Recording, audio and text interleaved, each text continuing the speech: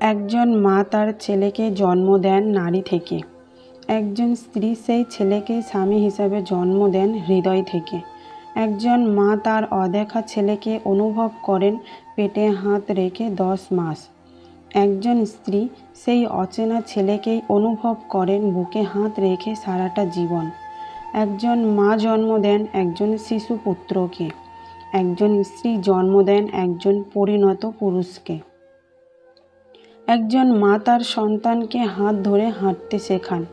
একজন স্ত্রী সেই সন্তানের হাত ধরেই জীবনের সমস্ত পথটা হাঁটেন। একজন মা তার সন্তানকে কথা বলতে শেখান।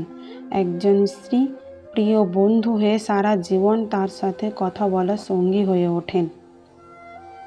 সন্তানের দায়িত্ব কাঁধে আসতেই মা তার সমস্ত পৃথিবী ভুলে যান। আবার স্ত্রী সেই সন্তানের দায়িত্ব নেবেন বলেই তার সমস্ত পৃথিবীটা ছেড়ে একদিন চলে আসেন। সন্তান না খেতে পারলে ভাতের সেই উচ্ছিষ্ট খাবার মা এবং স্ত্রী উভয়ই খান। আবার সন্তান এবং স্বামীর মঙ্গল কামনায় উপবাস মা এবং স্ত্রী দুজনেই করে থাকেন।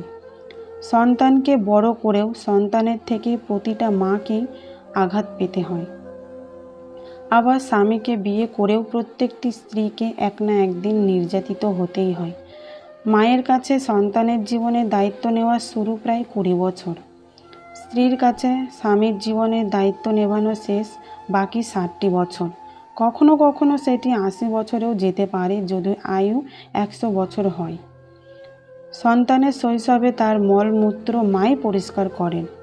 সন্তান যখন বৃদ্ধ হন তখন তার এই একই দায়িত্ব স্ত্রীর কাঁধে বর্তায়। মায়ের কোল হলো সেই কোল যেখানে সন্তানের জন্ম হয়, অর্থাৎ প্রথম বিছানা। স্ত্রীর কোল হলো সেই কোল যেখানে আমাদের মৃত্যু হয়, অর্থাৎ শেষ বিছানা।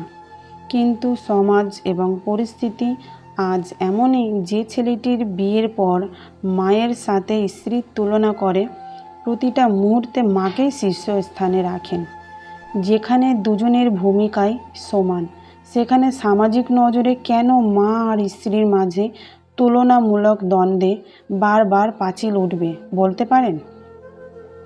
গর্ভ থেকে জন্ম নেওয়াটাই মা ও স্ত্রীর মধ্যে যদি সবচেয়ে বড় পার্থক্য হয়ে থাকে, তাহলে শেষ কথা একটাই বলবো, একজন আপনাকে গর্ভে ধারণ করেছেন, অন্যজন আপনার জন্য গর্ভ ধারণ করবেন।